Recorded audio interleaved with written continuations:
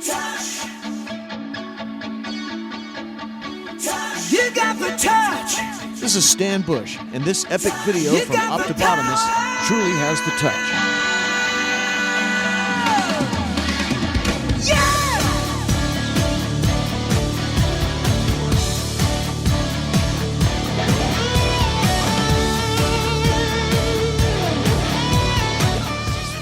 This is optibotimus going with another video review, and today we're going to be taking a look at the new Transformers Prime Beast Hunters Cyberverse Hardshell. That's my terrible impression of him. Now, Hardshell is a Cyberverse figure, as I mentioned, and I don't do a lot of reviews of these, but something about him, I saw him in stores, and I really kind of like the way he looks. Now, he is a commander class, so he's a little bit bigger than the regular Cyberverse figures, the smaller Legion ones. And just something about this is really very cool. Now, we don't know if we're going to get a Voyager of this guy, or a bigger version of him, so this might be it. Then you come around here to the back, you see the characters from Transformers Prime. You got his insect mode, you got his robot mode, a little bio here at the top that says, a powerful Insecticon warrior who hungers for Autobot circuitry. That's about it. So, I mean, you got the Beast Hunter packaging, Predaking here on the side, very similar to what we're getting with the Deluxes and the Voyagers and things of that nature, so very cool. As I mentioned, we don't know if we're going to be getting a full-scale version of this guy, so I'm really curious to see what we have. So, let's get Hardshell open and see how cool he actually is. Alright guys, so here we have Hardshell open up and out of its packaging. Now, I have seen a lot of people actually kind of complain about the color of this guy, and it doesn't bug me all that much. There were some scenes where the guy does look green. There's also some scenes where he looks very dark blue. There's some scenes where he looks black. So maybe it's just like I don't know, a breed sort of thing. Maybe they have green ones and blue ones and black ones. But regardless, I really like the way this guy looks. His insect mode is very Cybertronian. He really does kind of give me an insect feel to him. Specifically that of the G1 character known as Bombshell, which Hardshell and Bombshell, the names are kind of interchangeable, but he really does have that rhinoceros beetle kind of look, especially with this long front section here. Now, one thing that's actually really kind of cool, and I'm going to zoom in here, is down here he actually has an opening mouth, and you can see it's kind of hard to see in there, but he's actually got, if I bring it all the way down, you can see he's got eyes, little red painted eyes up there, and then he goes, nah, nah, nah, nah. I mean, that's really very cool and some nice detail on that. It really wasn't something I was expecting to see on him. But he is a very nice looking bug. He's smaller than I would like. I mean, these Insecticons are giant, massive beasts. But this will absolutely find a place in my collection as kind of a little baby one, I suppose, or kind of like a scraplet, I guess. I don't know. Well, it's not really a scraplet, but you know what I mean. But I really do dig him. Now, his transformation is actually a lot more intricate than a lot of the Cyberverse figures. First, what you want to do, just bring these arms all the way down, and you're just going to fold that down, and these are going to be the arms for his robot mode. Then you're going to come around here, you separate these little bits. This whole section here is going to bend down, get these wings, kind of lift these up, get those out of the way. Come around here, you're going to split these apart just like so and extend these all the way out. You're going to angle these back, and you're going to do some angling to really kind of get his legs in a standing position where they're not all that goofy. So that's basically what you're looking at for his legs. And then take this section and this entire, well, that kind of lifts, and then just bring that entire section. And it's a stiff joint right there, and it's kind of weird that they actually make the head lift up, because you really don't need that, but lift that up like so. Rotate these arms down and around like that. Take this section, again, get these wheels or the wings, angle these down, then bring this whole section here down, and then you got to rotate this around, and I'm sorry, leave that angled down like so. Then bring these wing bits or these little shoulder bits all the way around, tab that in, get that out of the way, there we go. Bring this around, peg that down, and then these little things just rotate down, and then just tuck these little wings kind of here on the side. And here you have Hardshell in his robot mode. Like you could see, there is a much more intricate transformation with this guy than I really would have given him credit for. Now, you can actually make him taller if you wanted to straighten out these legs, but it's kind of ugly looking, but keep them bent, keep them angled back like so. I really do dig the way that this guy looks. This is a wonderful looking figure. He's got that Insecticon look to him where he's kind of hunched over. I don't necessarily remember the head protruding all that much, but really has a cool look to him. Now these wings are kind of ugly. I mean, you can position these any way you want.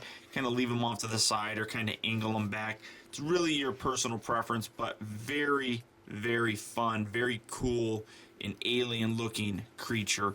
I'm just trying to fiddle with these legs to get them as good as possible, I suppose. And then you can see that this joint here actually rotates back even further, so I don't know why you would want to do that, but you can do it. But very fun looking creature. I absolutely love the look on this guy. Now for his accessories, he does come with a little missile launching thing, which is really kind of fun. It's one of those friction ones where you just push this and you make it, the missile, well, doesn't do it very well, but you can make the missile go flying, and that's really kind of cool. I think that's the first time that the Cyberverse figures have really kind of incorporated that. And then you can come around here to the side, and then on the forearms you have little holes that you can just peg it on. You have them in both the right and left arm, so it's whatever you want in terms of personal preference, but very cool looking. Absolutely love this guy. The only thing that when I look at this guy, it really makes me wish that we had a bigger one, and I really hope that at some point in time we do, because this is definitely one that I could see as being a troop builder. Now, people have complained about like the yellow coloring and such. Yes, it's probably not all that accurate, but again, for me, I just look at it as kind of like a different race, I suppose. In terms of his articulation, nothing's going on in his head. The shoulders are on ball joints, so nice range of motion. He's ball jointed here at the elbow, but there's nothing in the wrist, so again, you're stuck with his arms constantly out like this, and they only bend inward. So I mean, you can rotate him around, but now his palms are up, which is something that always bugs me. But on a small figure like this, I'm really a little bit more lenient and don't demand that kind of articulation as much. Nothing at the waist or anything, but the hips are on ball joints. Good range of motion, although you got this little bit right here which kind of hinders it a little bit. He's articulated here at the knee. This bit right here rotates, and then the feet are actually on ball joints. So you do get some good articulation with him, and because he is a commander class, that's basically standard on these guys. They do have a lot of posability and a lot more articulation than the Legion guys. But such a terrific looking figure. I mean, there's some junk here on the back, but really it isn't all that bad and really doesn't kind of detract from the overall look of them, which in my opinion is still very solid and very strong. Guy's just really cool looking. Now to transform him back, you want to again kind of fiddle everything out of the way. Rotate these back, rotate this up, and these are gonna kind of tuck right up underneath them. Get that out of the way so you can see. Do that on this side as well. Rotate that up, this tucks in, and then bring these bits together, give them a nice push. You got that locked in. Lift this section up, then you want to bring this all the way down, just like so.